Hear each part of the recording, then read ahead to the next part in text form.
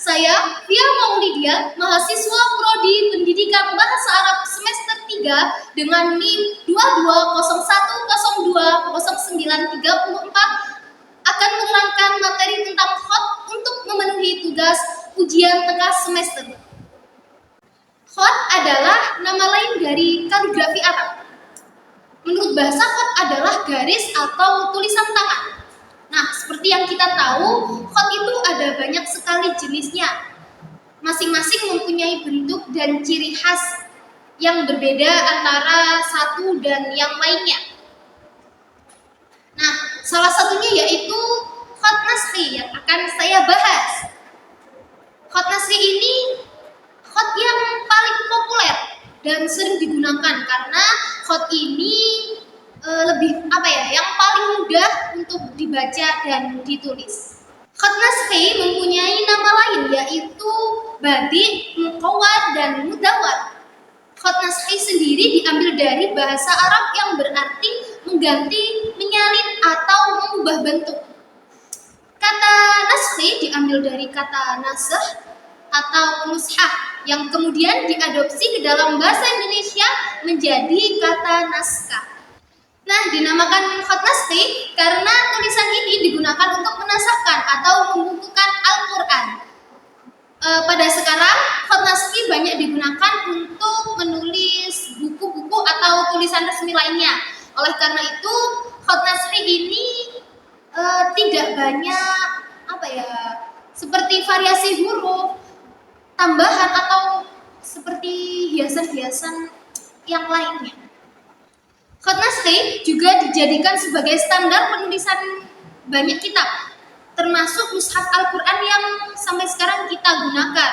Karena apa? Karena khot nasri itu paling mudah dan cepat penulisannya. Khot nasri ini berasal dari Timur Tengah, tepatnya di kota Naisabur, Persia, yang sekarang berubah nama menjadi Iran pada abad ke-7 Masehi. Namun, khot nasri pada saat itu kurang menonjol pada banyak bentuk dan juga sistematika sampai penghujung abad ke-9. Meskipun demikian, tapi khot nasri tetap bisa menarik perhatian banyak orang karena khot nasri itu lebih mudah tanpa menggunakan macam-macam struktur yang kompleks seperti kaligrafi atau khot-khot yang lain.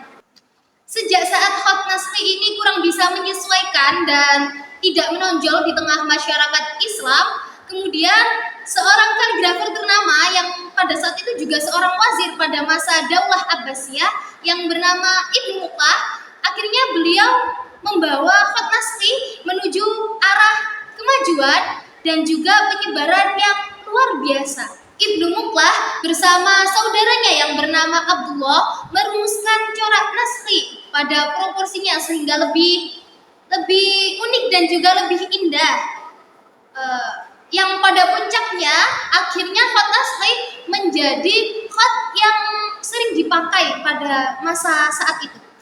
Setelah Ibnu Muqlah, khot nasri ini disempurnakan oleh Ibnu Al-Bawwab yang memberi cap jempol kepada nasri dan mentransformasikannya kepada tulisan Al-Quran yang mengagumkan.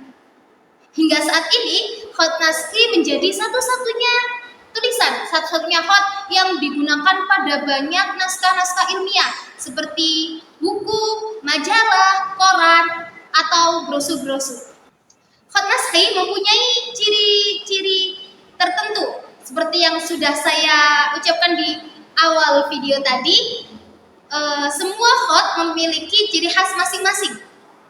Khot nasri mempunyai ciri-ciri sebagai berikut. Yang pertama, khot nasri ini mudah dan bisa dimengerti semua orang, meski orang awam sekalipun.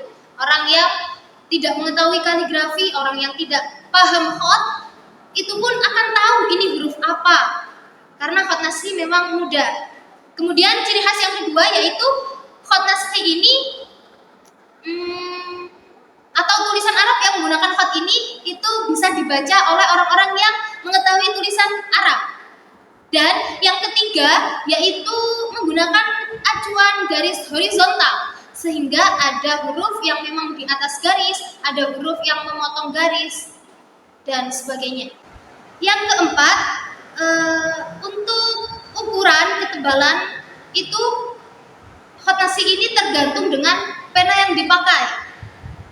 Dan ciri khas berikutnya yaitu harokatnya khotnasih itu tepat berada di atas huruf jika itu fathah ataupun dhamma, dan tepat di bawahnya jika itu harokat kasroh.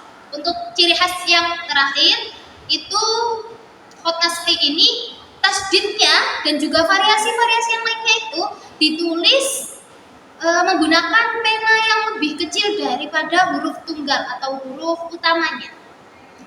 Demikian ciri khas khotnasih. Kemudian kita masuk pada jenis khotnasih. Khotnasih ini ada dua, yaitu khotnasih qadim dan juga khotnasih suhufi. Pada intinya khotnasih qadim ini khotnasih yang kuno atau terdahulu ya. Jadi belum ada pembaruan. Nah, khotnasih yang suhufi ini khot yang sudah ada pembaruan dan ada perbedaan sedikit sehingga ada kemiripan dengan khot kufi. Nah, tapi kebanyakan kaligrafer pada masa kini masih menggunakan khot qadim karena tidak ingin menghilangkan dasar-dasar kepenulisan khotnasih. Baik, cukup sekian. Hanya itu yang dapat saya sampaikan. Mohon maaf atas segala kesalahan dan kekeliruan yang ada dalam video ini. Akhirul kalam. Assalamualaikum warahmatullahi wabarakatuh.